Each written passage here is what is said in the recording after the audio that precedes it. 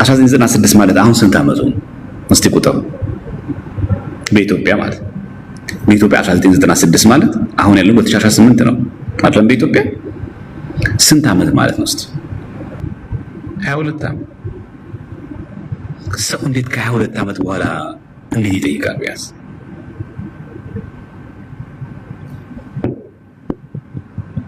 እና በጣም ጥንቃቄ አስፈላጊ ነው። እና አንዳንድ ጊዜ ብዙሃን አባቶችን እባካችሁ ሚዲያ ላይ ወጣችሁ የምትናገሩት ነገር ጥንቃቄ አድርጉ። ሳታስቡት ለመናፍቃን ግብአት እንዳትሆኑ። እነሱ የሚፈልጉት ይሄንን ነው። በቃ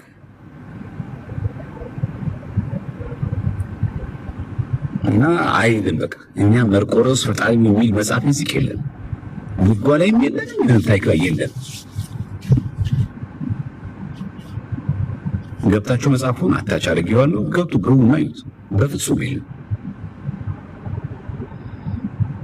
እና አንዳንድ ጊዜ ብፁዓን አባቶቻችን ትልልቅ መምህራን አውደ ምሕረቱ ስናገኛቸው የምንጠቀማቸው ነገር በጣም ጥንቃቄ እናድርግ፣ በጣም ጥንቃቄ እናድርግ።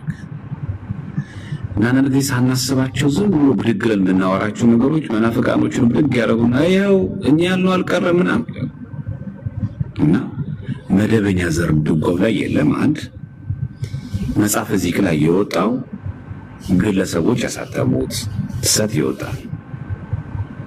በመጀመሪያው በዛኛው መጽሐፈ ዚቅ ላይ መጽሐፈ ድጓው ላይ ራሱ መደበኛው ዚቅ ላይ ራሱ የለም። ይሄ መደበኛው ድጓው ላይ ብቻ አይደለም። ነገራችን ዚቅ የወጣው ከድጓ ነው። መጽሐፈ ዚቅ ወመዝሙር የወጣው ከድጓ ነው። ድጓው ላይ የለም። አንድ መደበኛው ዚቅ ላይም የለም። ስለዚህ የሁሉ አምላክ የሁላችን አምላካችን ፈጣሪያችን የተሰቀለን የሞተልን ክርስቶስ ነው እንጂ መርቆሬዎስ የሚል የለም። ያ ግለሰብ ደግሞ ሲጽፉ ደግሞ የሳቱን ደግሞ የታይፒንግ ደግሞ የሊቃውንት ጉባኤን ያላቀ ከተጻፈ ቤተክርስቲያን ውስጥ ካለ በመደበኛው ድጓ በዚህ ይስተካከል ብሏል። ታርሞ ወጥቷል መጽሐፉ ሲጀምር ልክም ተደርጎ ማለት እና ኮሚቴ ራሱ ተደራጅቶበት ማለት ነው።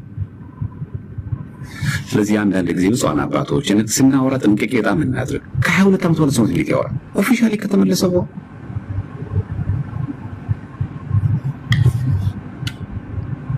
ምን ሆነው ነው? ጥንቃቄ በጣም ማድረግ አለባችሁ። ሰማዕቱ ቅዱስ መርቆሬዎስ ሰማዕት ነው፣ ፍጡር ነው፣ አለቀ። በቤተክርስቲያናችን መርቆሬዎስ ተሰቀለልን ሞተልን የሚል ትምህርት የለም። ኖሮንም አያውቅም። የሊቃውንት ጉባኤ ያለውም ይሄንን